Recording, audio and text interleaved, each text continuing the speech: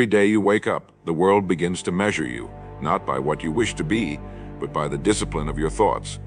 It is not the events of life that define your destiny, but the secret conversations you hold in the chambers of your own mind. A single thought repeated enough times builds the architecture of your entire life. If you doubt that, look around. Everything you see in your environment, from the chair you sit upon to the home you dwell in, was first a thought in someone's mind. The greatest power available to man is not found in weapons, machines, or even institutions, but in the private dominion of his own thinking. The tragedy is that most people allow their minds to drift, careless as a boat left unanchored, tossed and spun by every wave of circumstance. And yet, if a man does not master his thoughts will master him. That is the hook of this lesson, and it is the law of life. We become what we think about every single day. Consider the farmer. He has before him a field of rich, fertile soil. This soil does not care what he plants in it. He may plant corn, or he may plant poison. He may plant wheat, or he may plant weeds. The soil will accept whatever seed he chooses and return it multiplied. The mind is no different. Place in it the seed of faith, abundance, and courage, and in time it will yield a harvest of opportunities and victories. Place in it the seed of fear, resentment, and self-doubt, and it will yield a bitter crop of defeat and regret. The law is perfect and impartial. As you sow, so shall you reap. This is not poetry, it is not philosophy, it is fact. If one doubts it, let him observe his own life and trace the outcomes back to the dominant thoughts that created them. The trouble is that most men guard their wallets with ferocity, but leave their minds unguarded. They would never allow a thief to walk into their homes and take what they own, yet they allow gossip, fear-mongering, and the poisonous doubts of others to enter their minds freely. Imagine if you had to write every thought you think upon the walls of your room. How careful you would be about what you allowed to remain. But because thoughts are invisible, people permit them to wander unchecked. The truth is, your thoughts are your most precious possession. They shape your character, your reputation, your future. To allow the wrong ones to take root is to sabotage your own destiny before it has even begun. Let us use another image, one I have often spoken of, the captain and the ship. Your mind is the captain, your body and circumstances the vessel. Set a clear course, give firm and consistent commands, and the ship will reach its destination. Fail to command and the ship drifts aimlessly, eventually crashing against unseen rocks. A man without control of his thinking is no better than a vessel without a helm, subject to every current and storm. The winds of trouble will always blow, but the captain who holds firmly to his course cannot be defeated. So ask yourself, are you issuing orders to your ship, or are you merely a passenger hoping the sea will be kind? When we speak of mastering thoughts, we are not suggesting fantasy or idle daydreams. We are speaking of a daily discipline, the conscious selection of what ideas are permitted to live in your mind.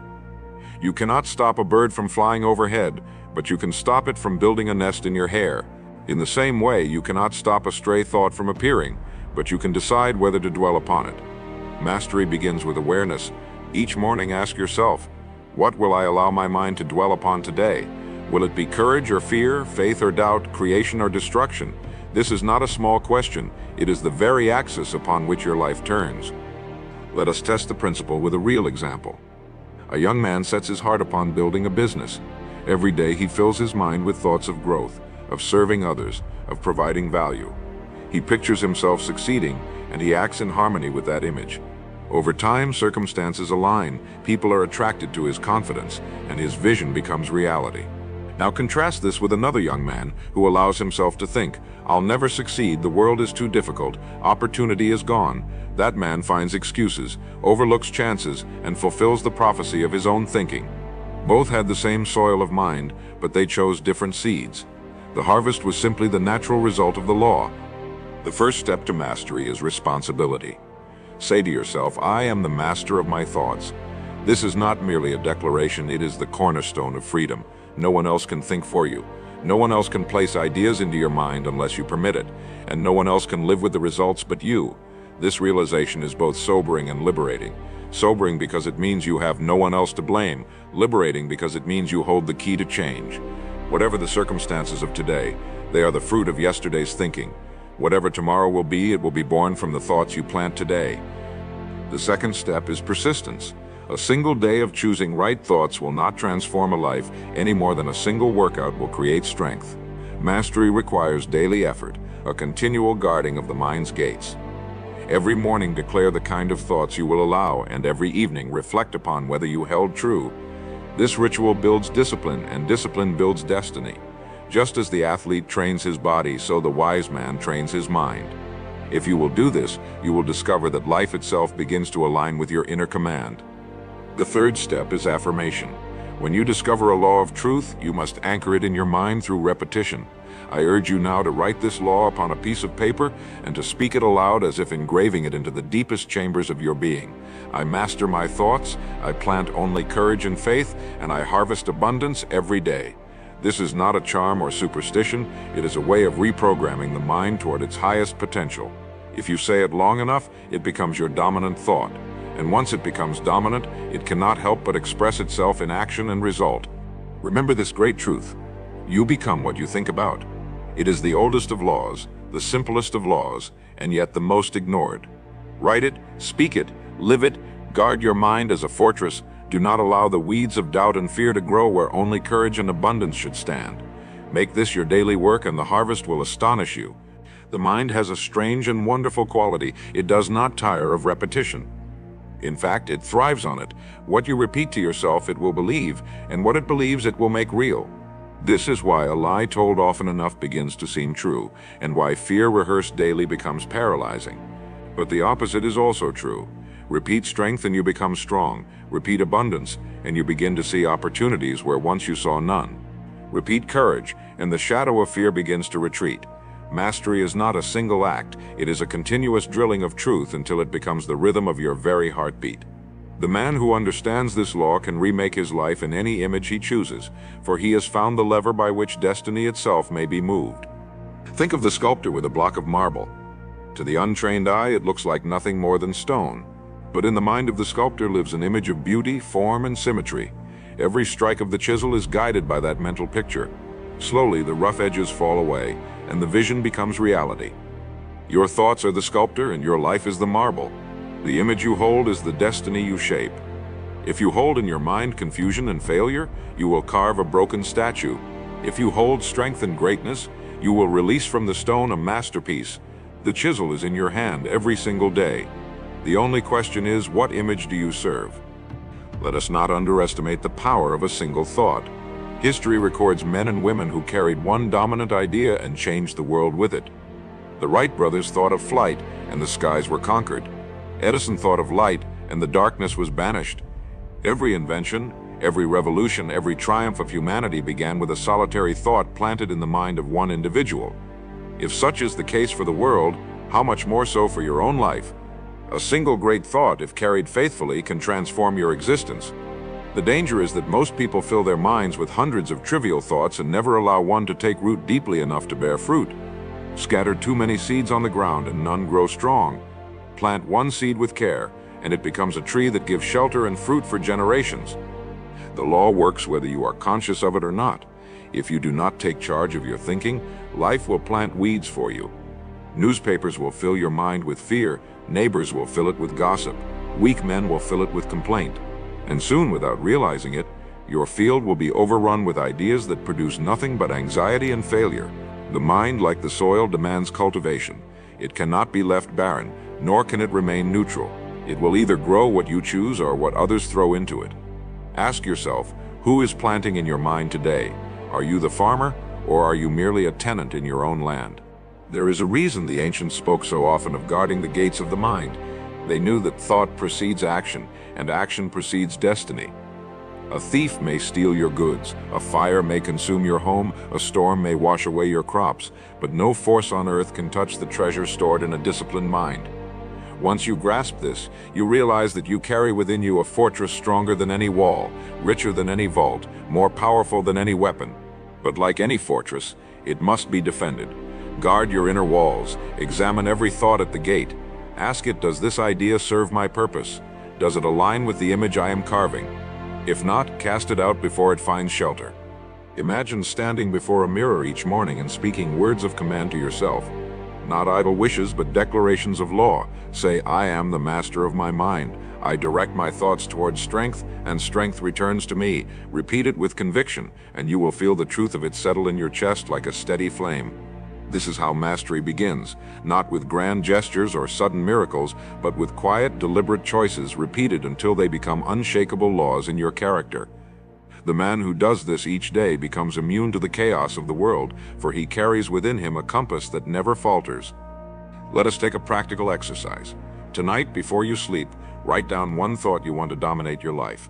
It may be courage, it may be abundance, it may be health, it may be peace. Write it clearly, as if it were already true. Place it by your bedside. In the morning, before the world begins to shout its distractions, read it aloud. Hold it in your mind for a full 5 minutes, seeing yourself as if it were already accomplished. Do this for 30 days, and you will witness a transformation so profound that others will begin to ask, what has changed in you? What has changed is nothing less than the direction of your destiny, steered by the captain of your own thought. The weak will scoff, saying it cannot be that simple. But simplicity is the mark of truth. Complex systems may confuse, but nature itself works by simple laws repeated without fail. The sun rises, the seasons turn, the seed yields after its kind. Likewise, the law of thought is constant. You become what you think about. If you doubt it, observe the bitter man who rehearses wrongs daily. His life shrivels. Observe the hopeful man who repeats visions of tomorrow. His life expands. Nature does not lie, nor does this law. It is impartial, it is absolute, and it is waiting for you to align with it. Write this now, and if you dare, speak it aloud with me. My thoughts are the architects of my destiny. I plant only noble seeds, and I reap only noble fruits. Say it softly if you must, but let it echo in the deepest halls of your mind until it becomes the truth by which you live. For once you engrave this law into your being, you will never again be a victim of circumstance. You will be the master of your fate. There is a hidden war taking place inside every man and woman, and it is the war of attention. Whatever captures your attention will soon capture your life. The enemy knows this, and so the world is full of distractions designed to steal your focus. Advertisements, idle chatter, meaningless entertainments, all these compete for the throne of your mind, yet mastery requires vigilance. If you do not decide what to think about, something else will decide for you. And once you surrender your attention, you surrender your future. This is why the wise guard their minds with the same seriousness a general guards a fortress, for they know that one breach is enough to bring down an empire. The great tragedy of our age is not ignorance, but distraction. A man may have access to more knowledge than kings once dreamed of, yet if his mind is scattered, he will accomplish nothing. Imagine trying to start a fire by moving a match from one pile of wood to another every second. The flame never takes hold. Such is the life of the distracted man. He begins 100 things and finishes none. His thoughts are scattered like leaves in the wind. But the disciplined man chooses one idea, one vision, and holds it steady in his mind until it ignites. That single flame grows into a fire that can warm, light, and change the world. Consider the archer. His target is small, his environment full of noise, but his entire being is focused upon the bullseye. He steadies his hand, clears his sight, and lets the arrow fly. In that moment, nothing exists but the target. This is how thoughts must be mastered. The mind that can hold one idea with the clarity of an archer's aim is a mind that commands reality. The scattered man misses every mark. The focused man never fails to strike. The law is simple. Where attention goes, energy flows. Repeat this to yourself now. Write it if you can, let it engrave itself. Where attention goes, energy flows. Look at the lives of the great achievers, and you will find not men of extraordinary talent, but men of extraordinary focus. They decided early what their purpose was, and they refused to be diverted. Napoleon focused on conquest. Beethoven focused on music. Lincoln focused on preserving the Union. Each man had weaknesses, flaws, and difficulties, but their concentration on one idea made them immortal. The lesson is clear. You do not need to master 1,000 things. You need to master one thought, one vision, one cause, and let it guide you every day. The undisciplined man often complains of bad luck. He says opportunity never comes. Success is unfair, life is cruel. Yet when opportunity knocked, his attention was elsewhere. He was distracted, chasing shadows, entertaining doubts. The truth is, opportunities come to every man, but only those who are focused recognize and seize them. The distracted man waits for luck. The focused man creates it. The distracted man drifts like a feather on the wind. The focused man steers like a captain on the sea. Ask yourself now, am I building my destiny or am I handing my life to distractions? The exercise is simple but powerful. Choose one central thought for your life. Write it down in a single clear sentence. It may be I build wealth, or I serve others with excellence, or I live in health and peace. Whatever it is, it must be your guiding star. Place this sentence where you see it every day, on your desk, on your mirror, in your wallet. Every time your mind begins to wander, return to that sentence. Say it aloud. Repeat it until it becomes as familiar as your own name. In this way, you train your mind to stay upon the target, just as the archer refuses to look away from the bullseye. The weak will laugh and say it cannot be that easy. But look at their lives. Are they not scattered, incomplete, restless? Do they not drift from one pursuit to another, never satisfied, never accomplished? Meanwhile, the man who holds one clear thought builds monuments that last generations. The world respects the man of focus, for he is rare. While others scatter their strength, he channels his like a river, and rivers carve valleys, power cities, and shape civilizations. The man of focus is unstoppable, for he has mastered the direction of his mind. Now let us seal this law with affirmation. Say it with me, not as a wish, but as a decree. My attention is my power. I direct it with purpose, and my life obeys my command. Speak it until it vibrates in your chest. Write it until your hand remembers it. Live it until the world reflects it. For once you know this truth, that attention is destiny, you will never again waste your mind on trifles. You will hold the target steady, release the arrow, and strike the mark every single day. Every man carries within himself a hidden compass, a quiet voice that points toward his highest calling. But most never learn to read it, because their minds are clouded with noise. The compass is thought, steady and precise, yet if the needle is shaken by doubt, fear, or indecision, it spins aimlessly, and the man is lost. To master your thoughts is to steady the needle, to clear away the interference, and to allow your inner direction to guide you. Without this mastery, life becomes wandering. Busy perhaps, but purposeless. With it, every step is deliberate, and even hardship is endured with meaning, because the path is clear. We must understand that life does not bend to the man who wishes vaguely, but to the man who thinks clearly. A vague thought produces vague results. A clear thought produces clear results. A man says, I want success, but he never defines what success means. His mind, left without direction, delivers confusion. Another says, I will double my income this year by serving others with greater skill. That thought, clear and specific, directs his actions, attracts resources, and in time manifests itself. The law does not honor fog, it honors clarity. The sharper your thought, the sharper your results. The mind can be likened to a lens. If scattered, the rays of the sun warm but do not ignite, but when concentrated through a magnifying glass, those same rays can start a fire. Your thoughts are no different. Scatter them and they produce nothing more than a little warmth. Focus them and they have the power to set your whole world aflame with achievement. This is why it is not enough to think about many good things. You must think intently about the one thing that matters most. Your mind, sharpened and disciplined, becomes a flame that no obstacle can resist. Clarity of thought is not a gift. It is a practice. Each day you must take the time to write down exactly what you want, exactly what you intend, exactly what you believe. The fog lifts when the pen is in your hand. What was vague in the mind becomes precise on paper. And once it is on paper, it takes on a new life, a sense of reality, a direction. The man who writes his thoughts daily is training the compass of his mind. He no longer drifts, he sails with purpose. This is why I urge you, do not leave your thoughts to chance. Define them, refine them, and command them. Consider the difference between a traveler with a map and one without. The one without a map wanders endlessly, asking for directions, second-guessing every turn. The one with a map moves with confidence, even if the journey is long. Your thoughts are your map. Without them you stumble. With them you stride. Life will always present detours, storms, and delays.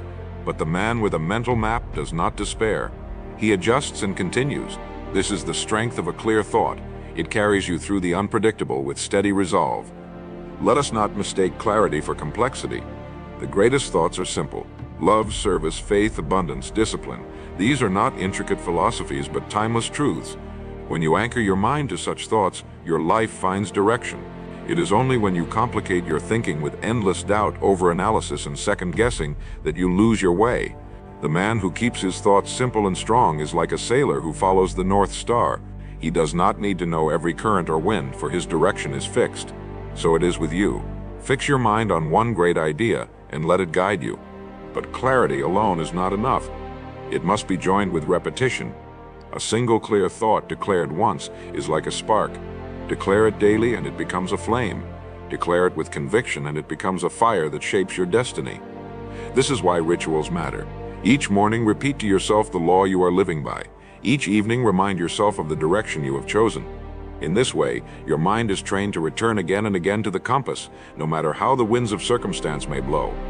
Now, I ask you to perform a simple act. Write on your paper these words: I think clearly, I choose my direction, and my life follows my command. Say it aloud, not as a wish, but as a declaration. Feel the power of it as it steadies your inner compass.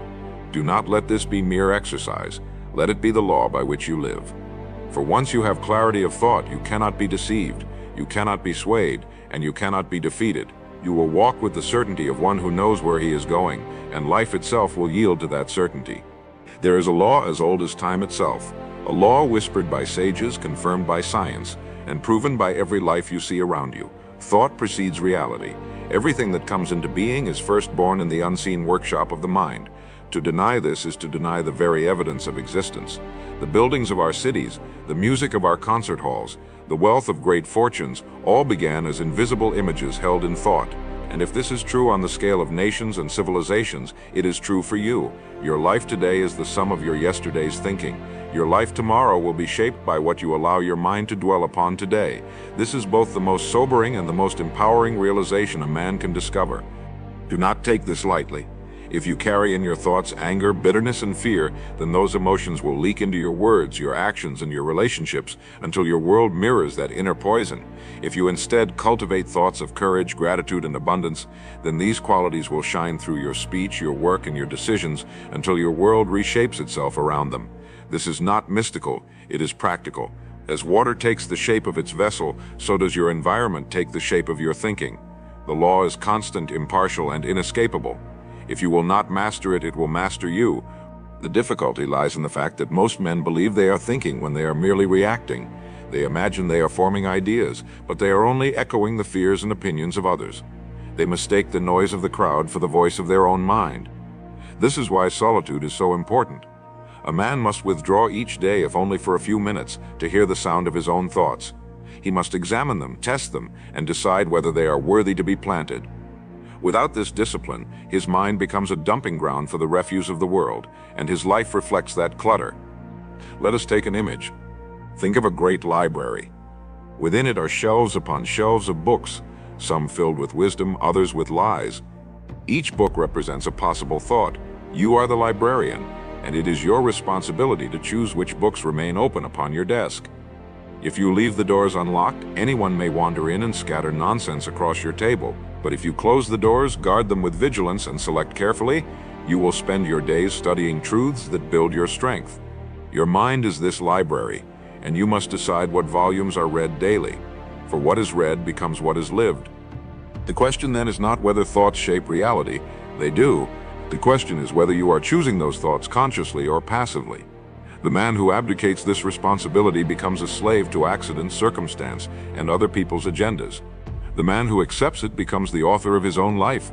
Which are you, author or victim, creator or passenger? The difference lies not in talent or luck, but in the mastery of thought. For talent without focus is wasted, and luck without preparation is squandered. Only the man who governs his mind can govern his destiny. Here lies the great opportunity. You can begin this mastery at any moment. No one can forbid you from thinking noble thoughts. No one can prevent you from repeating to yourself words of courage and abundance. You may be poor in wealth, but you can be rich in mind. And that richness, if cultivated daily, will in time manifest itself in tangible ways. A man who carries prosperity in thought cannot help but attract it in reality, just as a magnet cannot help but draw iron to itself. The inner always becomes the outer. It is the first law of creation. Now let us test this in practice. Take a moment to write upon your paper this phrase: I think only of that which builds, and therefore my life is built strong. Place this paper where your eyes fall upon it daily. Say it aloud each morning and each night. Do not whisper it as a timid hope, but declare it as a certainty. Over time, you will notice subtle shifts. Your decisions will sharpen, your confidence will rise, your relationships will strengthen. These are the early fruits of thought mastery. Continue long enough and the harvest will astonish you. Skeptics will object, saying, if thought shapes reality, why do so many who think positively still struggle? The answer is simple. Their thinking is not yet dominant. A single hopeful thought cannot uproot 1,000 weeds of doubt. Just as a single day of planting does not yield a harvest, so a single day of right thinking does not transform a life. Mastery requires persistence, daily cultivation, and repeated reinforcement. In time, the dominant thought prevails, and when it does, reality bows to it. Do not judge the power of thought by a day's effort. Judge it by the law of seasons.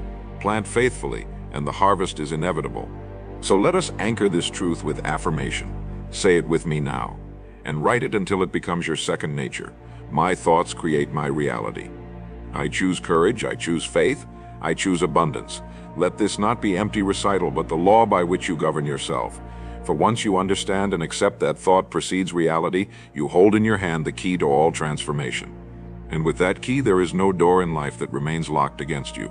The greatest danger a man faces is not failure, but unconscious living. To drift through days without awareness of his own thoughts is to surrender his life without a fight. Most people live as if their minds are open fields where anything may grow.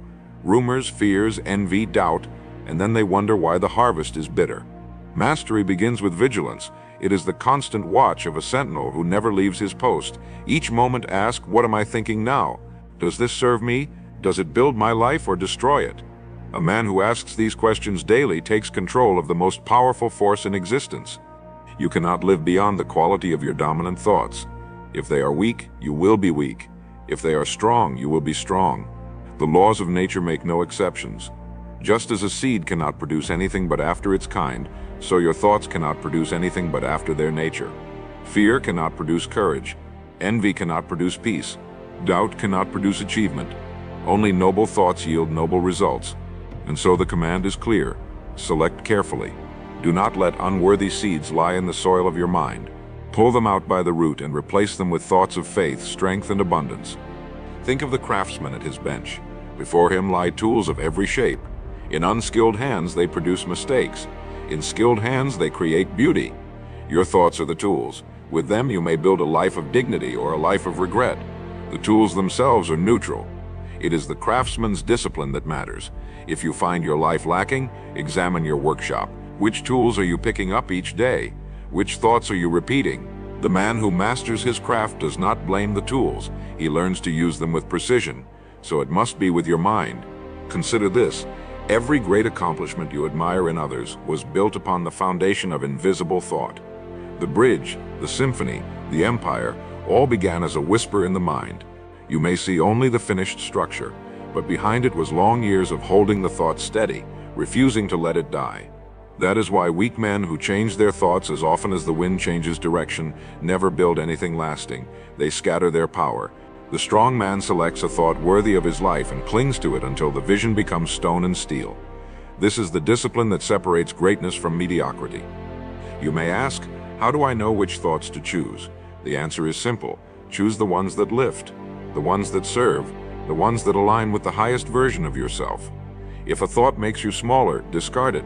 If it makes you resentful, cast it out. If it fills you with energy, clarity, and resolve, hold it fast. This is not guesswork. Your heart knows the difference. Pay attention to the feeling that follows a thought. It is the compass by which you may judge whether you are walking toward light or toward shadow. But knowledge is nothing without action, so I urge you now to practice. Tonight, write one unworthy thought you often entertain. Look at it on the page, then cross it out boldly. In its place, write the noble opposite. If you often think, I am not enough, cross it out and write, I am equipped, I am capable, I am strong. Then repeat the new thought aloud until it begins to take root. This is how a man cleans his workshop, how he weeds his field, how he claims mastery one thought at a time. Do not underestimate the resistance you will face. The weeds will return, the old habits will knock, the voices of doubt will whisper, but this is the test of mastery. The man who persists will discover that over time the weeds weaken, the habits dissolve, the whispers fade. His mind becomes clear ground where only what he chooses may grow. This clarity gives him an authority that others feel but cannot explain. He becomes calm in crisis, steady under pressure, unshaken by storms, for he knows that nothing can penetrate the fortress of a mastered mind. Let us anchor this lesson with a declaration. Write it down, speak it aloud, and let it echo within you. I choose my thoughts with discipline, and my life obeys their direction. Repeat it each morning as if issuing orders to the captain of your ship. Repeat it each night as if sealing your mind before rest. This is the practice that transforms drifting souls into masters of destiny. And once you know this discipline, you can no longer be defeated, for you command the source from which all victories flow. The world has always belonged to those who discipline their minds, while those who refuse are carried along like debris in a river. Look around you and notice how quickly people surrender their mental power. A headline controls their mood. A rumor controls their opinion. A setback controls their belief in themselves. This is slavery of the most dangerous kind, for it is slavery of the mind. But the man who trains his thoughts stands free. He may live in the same world of noise, but he hears a different music. He selects his thoughts with care as a jeweler selects gems, and he arranges them into a crown that cannot be taken from him. Freedom, you see, is not the absence of chains on the body, but the presence of mastery in the mind. History records men who sat in prison cells yet lived in peace because their thoughts were free. It also records kings who sat upon thrones yet lived in torment because their minds were enslaved by fear and suspicion. The true measure of liberty is not how far your feet can wander, but how firm your thoughts can stand. If you allow the world to dictate what you think, then your crown is already stolen. But if you choose daily what to dwell upon, then no prison, no enemy, no misfortune can rob you of your sovereignty. Let us use the image of the pilot and the storm. The storm is loud, violent, full of danger. The plane shakes, the winds scream, passengers panic. But the pilot does not surrender his controls to the storm. He grips the instruments with calm precision, keeping his eyes upon his gauges. Though the storm rages, his focus holds the aircraft steady until it passes. Your life will face storms. Doubt will scream, fear will shake, circumstances will thunder. But if you hold your thoughts steady, if you refuse to surrender the controls, you will pass through safely. The storm will exhaust itself, but your mastery will endure. There is no greater advantage in life than calm command of the mind. Employers seek it, friends trust it, nations rise behind it. People are drawn to the man who thinks clearly under pressure because such a man is rare. Most lose themselves when challenges come. Their thoughts scatter, their words betray them, their actions collapse. But the man of disciplined thought becomes like a lighthouse in darkness, steady and sure. Others may not understand his strength, but they feel it, and they are guided by it. That is why mastering your thoughts is not only for your own sake, but for all those who depend on you. The weak will say, "I cannot control my thoughts. They are too many, too fast, too strong." But this is a lie told by laziness. The truth is that thoughts are servants, not masters. They may rush like wild horses, but with training they obey. The rider who drops the reins is carried wherever the horse chooses. The rider who takes hold directs the course. Your mind may resist in the beginning, but every act of discipline weakens its rebellion. Every repetition strengthens your control. In time, the wild horses become a loyal team, carrying you wherever you command. Now let us be practical. Begin tomorrow by taking 10 minutes of silence before the day begins. Sit with a piece of paper and write one sentence that defines your direction for the day. It may be, "Today I think abundance," or "Today I act with courage," or "Today I hold peace." Keep this sentence with you, and whenever your thoughts begin to wander, return to it. This is how you train the horses, how you grip the controls, how you hold the crown. 10 minutes each morning is the difference between drifting through the day and ruling it. And do not think mastery means never feeling fear or doubt. Those feelings will come. Mastery means refusing to let them dictate the course of your life. Courage is not the absence of fear, it is the command of thought in the presence of fear. Success is not the absence of obstacles, it is the command of thought in the midst of obstacles. Peace is not the absence of noise, it is the command of thought amid the noise. This is why mastery is so powerful. It does not depend on the world being calm, it depends on you being calm. So I leave you with this law to engrave in your mind and upon your paper: my mind is my kingdom. I rule it with calm authority, and no storm can overturn my throne. Speak it until you believe it until you live it until others can feel it, for when you master your thoughts in this way, you become untouchable. The storms pass, the chains break, the noise fades, but your crown remains. Every day presents a test, though most never recognize it. The test is simple. Will you think your own thoughts, or will you borrow the thoughts of others? Society, with its endless voices, urges you to conform, to adopt ready-made opinions, to echo the slogans of the hour. But the man who does so loses his identity. He becomes a shadow, repeating the noise of the crowd without ever discovering his own music. Mastery of thought demands courage. the courage to think for yourself, to stand alone if necessary, to hold to your vision even when it is mocked or doubted. Without this courage, you cannot be free. For the crowd does not build destinies, it buries them. The danger of borrowed thoughts is that they often appear harmless. A friend's complaint slips into your mind. A commentator's opinion takes root. A family member's fear lingers in your memory. Slowly, almost without notice, your own thinking is replaced. Your actions follow. Your results follow. And before long, you are living a life that is not your own. You may have their fears, their doubts, their limitations, but you have none of their dreams. This is why you must guard your originality with the same vigilance a king guards his crown. Let others live by imitation, you must live by creation. Consider the oak tree. It does not try to become a pine, nor does it envy the willow. It grows into the fullness of what it was meant to be, strong, rooted, unshaken. So must you. Your thoughts are the roots of your life. If you allow them to be shallow, borrowed, or weak, then when storms come, you will topple. But if you send them deep into the soil of your own conviction, no wind can uproot you. Individuality of thought is not rebellion for its own sake. It is the fulfillment of your true design. A man who thinks his own thoughts is like an oak. He may stand alone, but he stands strong. History shows us that progress always begins with individuals who dared to think differently. Socrates questioned, Galileo observed, Lincoln declared, Edison imagined. Each faced ridicule. Each stood against the prevailing thought of his time, but each held fast to his vision until the world caught up. The lesson is not that you must oppose for the sake of opposition, but that you must be willing to trust your own thought even when others do not, for the crowd is often wrong, and the future belongs to those who dare to think ahead of it. To practice this mastery, you must learn to pause before adopting any idea. When a suggestion enters your mind, ask yourself, does this serve my vision, or does it weaken it? Is this born of courage or of fear? Is this a seed I planted or a weed blown in by the wind? This pause is the mark of a free thinker. Most men rush to agree, rush to echo, rush to conform. The master pauses, examines, and decides. In this pause lies the difference between living as an echo and living as a voice. Another exercise is to write your core beliefs clearly, in your own words, and return to them often. They are your anchor in the storm of borrowed opinions.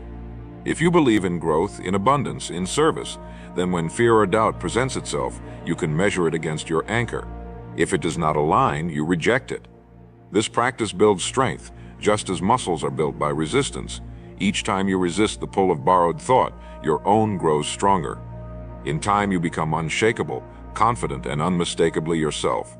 But make no mistake, individuality of thought will cost you. The crowd may call you strange, arrogant, or misguided. They may laugh at you, exclude you, or resist you. Yet this cost is small compared to the reward. For in guarding your own mind, you preserve your future. In thinking for yourself, you claim the authority to shape your destiny, and those who once laughed will one day marvel at the results of your conviction. The oak does not seek the approval of the forest. It simply grows, and its strength commands respect. Anchor this lesson now with a declaration. Write it, speak it, let it echo within you. I think my own thoughts, I trust my vision, and I refuse to be ruled by the crowd. Let this be your shield against conformity, your compass in confusion, your crown in the midst of noise. For once you have claimed the power of your own thought, you can never again be enslaved by another's. You become sovereign, original, unshaken, and from such mastery flows a life that is not borrowed but built, not imitated but created.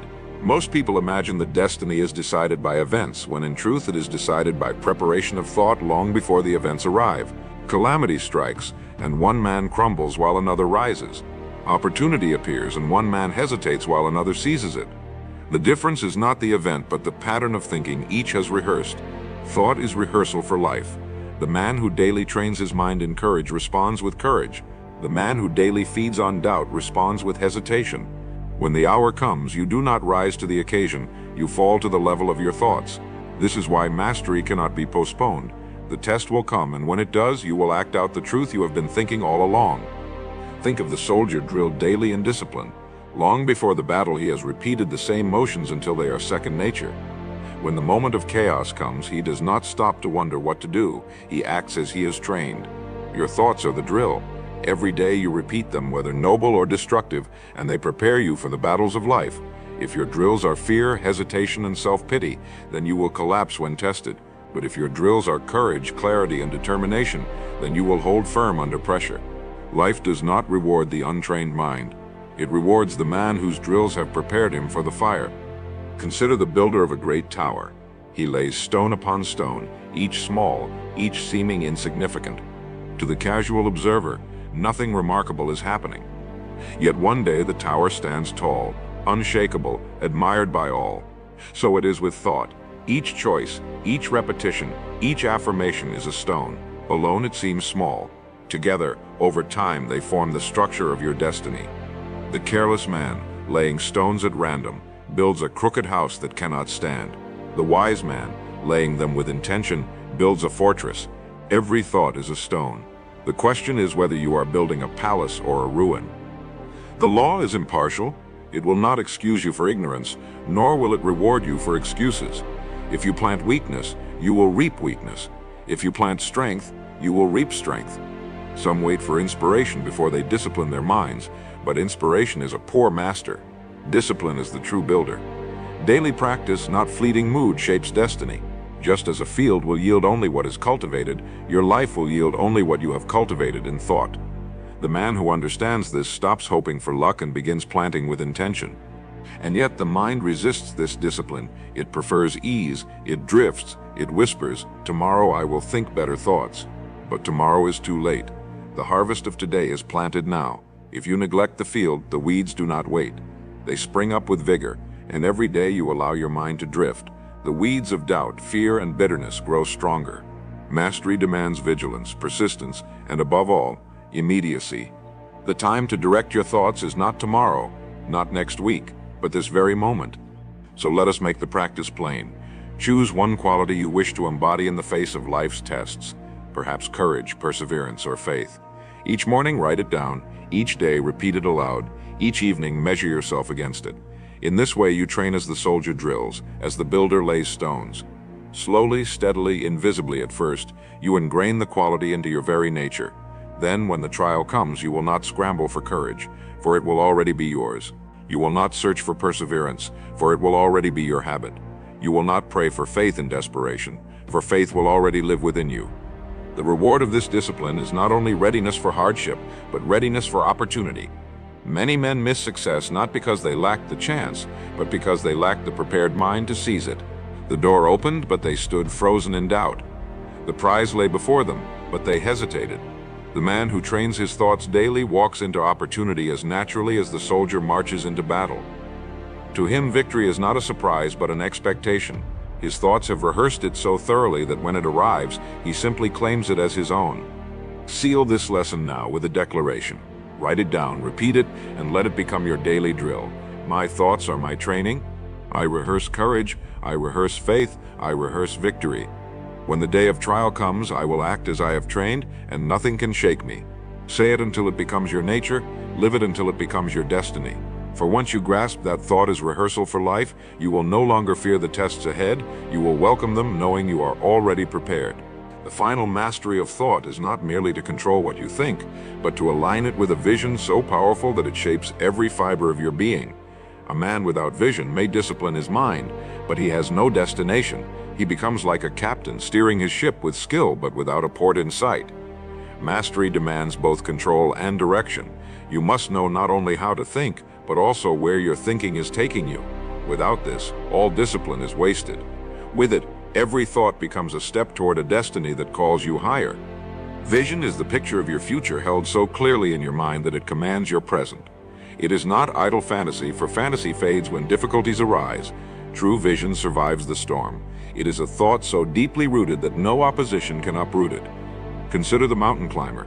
Each step is grueling, the air is thin, the path is treacherous, yet he presses on because the vision of the summit burns in his mind. Without that vision, he would surrender to fatigue. With it, he endures. Your life is the same. Vision is the summit you must see in your mind before your feet ever touch the mountain. But vision alone is not enough. It must be joined with conviction. A weak vision, doubted in secret, produces nothing. A strong vision, affirmed daily, bends the circumstances of life in its direction. This is why affirmation is so vital. Words repeated with faith engrave vision into the subconscious until it directs every action without effort.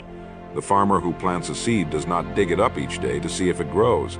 He waters it, believes in it, and waits. So must you. Plant your vision in thought. water it with repetition, and let time bring the harvest. Think of the builder of cathedrals in centuries past. He began construction knowing he would never see the finished spires, yet he worked faithfully stone by stone because the vision lived in his mind. Others mocked, saying it would take too long, cost too much, but he held to the image of glory, and generations later the cathedral stood as proof. Such is the power of vision. It outlives doubt, outlasts opposition, and endures beyond the life of its holder. What cathedral are you building with your thoughts today? Will it be a ruin or a monument? The answer lies in the clarity and strength of your vision. Now let us anchor this principle with practice. Take a sheet of paper and write one vision for your life, state it as if it were already real. Write it not in the language of hope, but of certainty. For example, I live in abundance, I serve with excellence, I walk in peace. Place this paper where you see it each morning. Speak it aloud with conviction. This is not wishful thinking, it is training. Each repetition engraves the vision deeper, until it becomes the guiding force of your existence. Do not be discouraged if the world does not confirm your vision at once. The world is always slow to accept what the mind has already claimed. People may laugh, circumstances may resist, but hold fast. Remember, the summit is not seen from the foothill, but the climber knows it is there. The cathedral is not admired until it stands, but the builder knows its design. Your vision is no different. Patience is not weakness, it is strength under control, the mark of a man who knows that his thoughts have already written his future. When doubts arise, and they will, you must answer them immediately with your declaration. If a thought whispers, "It is impossible," reply, "I have already achieved it in thought, and my life is catching up." If a thought says you are not worthy, reply, "I am created with purpose, and my vision is worthy of me." This is how the mind is defended. Not by passivity, but by active affirmation, repeated until the doubting voice is silenced. Anchor this lesson now with a final law, the crown of all we have spoken. Write it, speak it, and let it echo until it becomes the anthem of your life. I see my vision clearly. I think it daily. I live it fully, and nothing can deny me. Say it until it moves from your lips to your heart, from your heart to your habits, from your habits to your destiny. For when your thoughts are disciplined and your vision is fixed, the world itself must bow to the command